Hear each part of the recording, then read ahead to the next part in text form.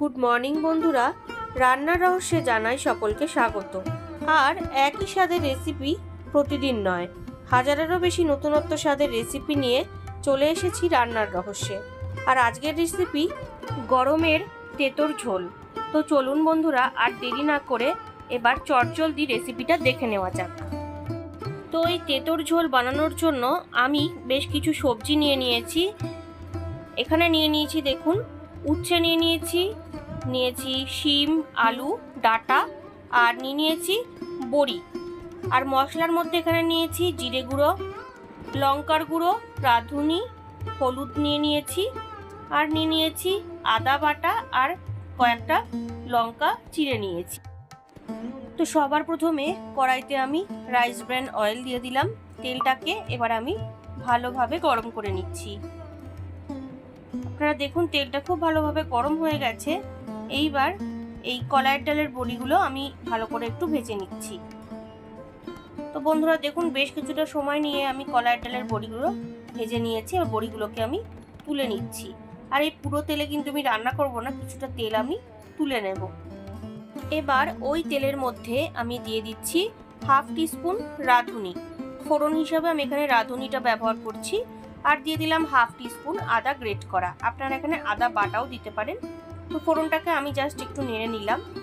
এইবার সবজিগুলো একে একে দিয়ে দিচ্ছি আলু, শিম, উচ্ছে, ডাঁটাটা আমি পরে দেব। আমি এবার এই সবজিগুলোকে একটুখানি আমি ভেজে নেব। আপনারা চাইলে আলাদা আলাদা করেও ভাজতে পারেন, আমি একবারে দিয়ে ভেজে নিচ্ছি। 4 থেকে 5 মিনিট আমি একটু ভেজে নিয়েছি। এইবার এর মধ্যে কেটে রাখা ডাঁটাগুলো দিয়ে দিচ্ছি।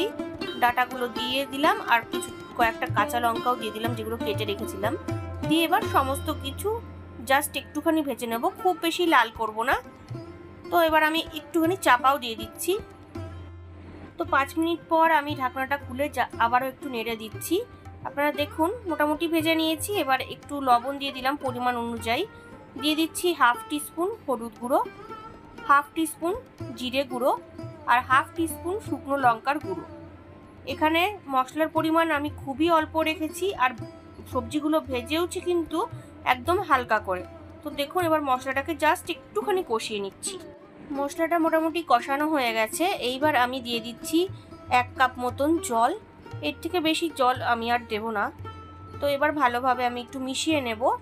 বন্ধুরা, আমাদের এখানে তো প্রচণ্ডই গরম পড়ে গেছে। আর এই গরমের দিনে কিন্তু এই ধরনের হালকা পাতলা তেঁতোর ঝোল খেতে গরম গরম ভাতের সাথে খুবই ভালো লাগে। আর বেঙ্গলেও যে পরিমাণে গরম পড়ে, আপনারা কিন্তু গরমের দিনে এই ধরনের ঝোল অনায়াসেই বাড়িতে রেডি করে নিতে পারেন। তো দেখুন, ভালোভাবে আমি মিশিয়ে দিয়েছি। অলরেডি কিন্তু একটু ফুটতেও শুরু করে দিয়েছে। এইবার ভেজে রাখা বড়িগুলো আমি এর মধ্যে দিয়ে দিচ্ছি। আর যেহেতু কলাইয়ের ডালের বড়ি খুবই টেস্টি হয়, এই কলাইয়ের ডালের বড়ি দিলে ঝোলে একটা আলাদা টেস্ট আসে।